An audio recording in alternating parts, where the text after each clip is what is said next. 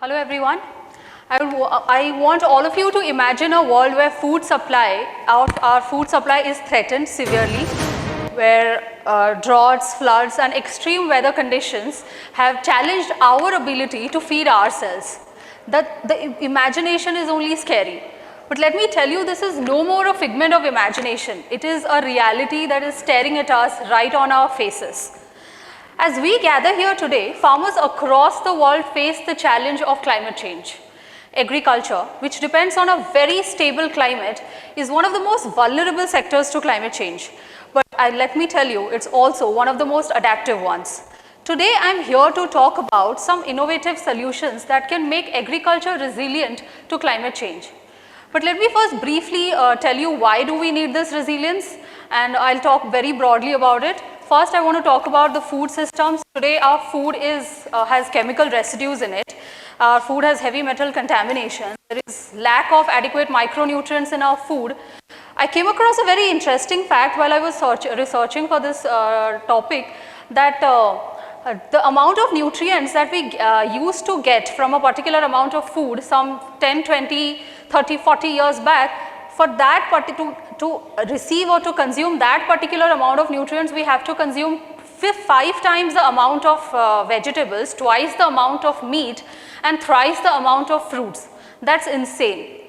So here I want to, another thing another factor that is important here is the farmer's distress. According to me, the farmer's distress is skyrocketing because of the high costs of inputs for cultivation, wheat seeds, fertilizers, pesticides. Then we have this huge shortage of water. 80% of India's groundwater is used for irrigation and we're losing our groundwater very fast.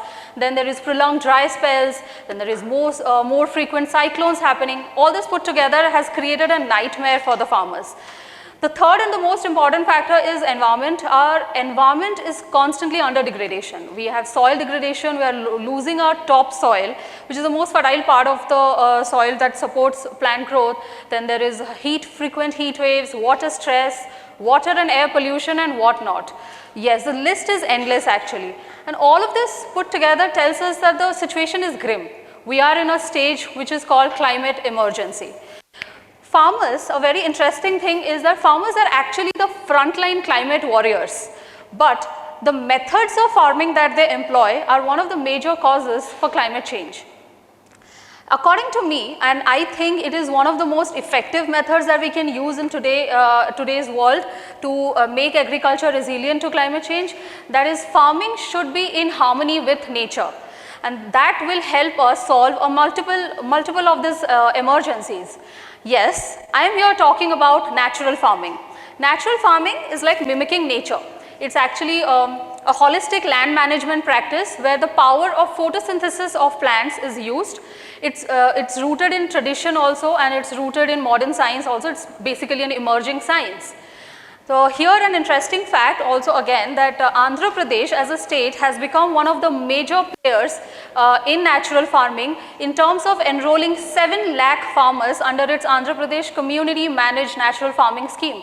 That is a very great achievement, I would say. First and foremost, that the natural farming encourages, as the name suggests, is doing away with synthetics. All kinds of synthetics, be it fertilizers, be it pesticides, herbicides, and eliminating and replacing it with the locally sourced inputs like cow dung, cow urine and herbal concoctions. Do you know, when these biostimulants are added to the soil, they help the plants germinate without using much water. So we have a bonus here. We know that natural farming can help us grow plants by using less water. Natural farming has this we have in Andhra Pradesh, after practicing this, they have evidence that during the Michong cyclone which hit Andhra Pradesh, the crops which were grown under the natural farming practice suffered much less damage than the crops which were grown under the conventional farming practice. And the same happened in case of chili cultivation, where the chili, a large area of chili crop was infested with the pest thrips. Thrips is a very common pest that attacks chili crops. So in the thrips infestation also, the damage that they saw that the crops under natural farming suffered was much less as compared to obviously the conventional farming practice. So natural farming is definitely is a boon in Andhra Pradesh. So the second thing that natural farming encourages is crop diversification. Yes, we all know about it. Crop diversification is a very common word, but today I'll talk about the most buzzword that's going about here, about the millets. India used to be the largest producer of millets at one point of time, and today we are going back to our roots. Various states under various schemes are like Odisha's Millet Mission scheme, then we have Rajasthan's drought resistant millet livelihood scheme. Under these schemes, farmers are being encouraged to grow millets instead of the more resource intensive or water intensive crops like rice and wheat. So how has this helped? Not only has this improved the food security of the area, but also it has reduced farmers' dependence on the scarce entity called water. Water, this brings to our third point, where water is a very important, it's a very important factor for agriculture, for growth of plants. But water scarcity at the same time has become one of the most challenging threats for agriculture. Again, natural farming comes to our rescue. Natural farming says that it encourages keeping the soil covered for all 365 days. It's called the living root principle. So here, if we can't grow crops for all throughout the year, then at least keep the crop covered with crop residues.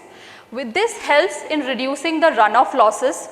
This helps in improving reducing the evaporation losses, because obviously when the soil is covered, it helps in better percolation of water, and then that helps in recharging of the groundwater. So this is how natural farming helps in judicious use of water. Talking about judicious use of water, one more method, and very easy and very, now though it's being used on a very large scale, method that comes to my mind is obviously using drip irrigation system. Israel, you must be knowing, a lot of you must be knowing, is a water scarce country, and a lot of its land is also covered in desert. It has a lot of desert land. But using drip irrigation, it has been able to turn around. And how? The agricultural production, Israel is now one of the front runners in agricultural production of all kinds, be it horticulture or agricultural crops. And one more technique for judicious use of water, I would say, I came across this interesting example again in Ralegaon Siddhi, Maharashtra.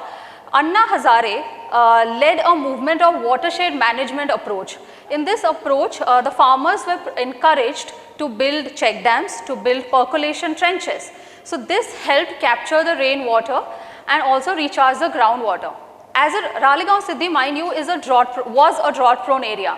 Now it's after applying all these methods of watershed management, the region has become drought proof, and as a result of which the yields of the farmers have increased, and in turn the income of the farmers have increased. So natural farming here definitely comes to our rescue. While talking about with respect to crop diversification, I would say natural farming also encourages growing trees along with crops. This is called agroforestry, and it is very vigorously practiced in Kerala. In this method, you can grow on the same plot of land, along with crops, you can grow trees like fruit trees or medicinal plants, or trees which provide you, or trees of timber species, and that will help in increasing soil fertility and also the biodiversity of the area. And in increasing biodiversity or improving biodiversity is very important for making agriculture resilient to climate change. Also, don't you think this whole process is inherently resilient, because if you are practicing agroforestry or practicing a multi-cropping system, if one or two crops of the farmers lose because is destroyed or damaged because of some natural calamity or pest attack, then the farmers has other sources to get returns from. Apart from all this, natural farming also helps in also encourages this practice called minimum tillage, where you least disturb the topsoil of the tillage. Is a practice which you do before sowing the crops. It's called preparing the land for sowing the crops. So minimum tillage is where you least minimally disturb the soil, because then that will help preserve the organic matter, which eventually supports the growth of crops, better growth of crops. So all this put together, all in all, I'll say natural farming has proved to be a boon. We are not implementing something really great, some innovation, some technology, nothing. Very simple, traditional, with just going back to our tradition. I think that can be, if Andhra Pradesh has been able to enroll 7 lakh farmers, I think it can be easily scaled up in various other places by demonstrating, by using the peer-to-peer learning methods of farmers, which according to me is very effective when you use peer-to-peer learning. Apart from all of this, then there are other technologies also coming up to make agriculture resilient. One of the major technologies that I think I like is precision farming, where you use the adequate amount of raw materials or inputs that's required to grow a particular amount of crop or to get a particular amount of yield. Farmers in India are notorious for using excessive amount of fertilizers, which eventually degrades the soil and then eventually leads to water pollution and soil pollution and all of those things, and the soil health deteriorates. But through precision farming, we are working on that. And at the end, I'd like to say that all of this, we know, you also know that all of these remarkable practices are being implemented currently. But the need of the hour is to scale these products. Where you not only just think of implementing it, but also you are trying to make it a natural habit in the farmers, that they do not think of anything else but natural farming as a resort to go. Plus, for this it needs coordinated efforts definitely of the government, of organizations, of various farming communities. Moreover, and more importantly, I would say we need to invest more and more on research and development to come up with climate resilient crop varieties, to expand the access to water saving technologies, and also most importantly, the government needs to come up with policies that encourage the farmers to move towards, to transition towards the sustainable practices, because currently the government policies also support water intensive or more resource intensive cropping. Ultimately, the goal is to make agriculture a part of the solution and not just a victim of it. I hope we are able to build such agri-food systems where, while feeding ourselves, we are able to restore the health of the planet. Thank you.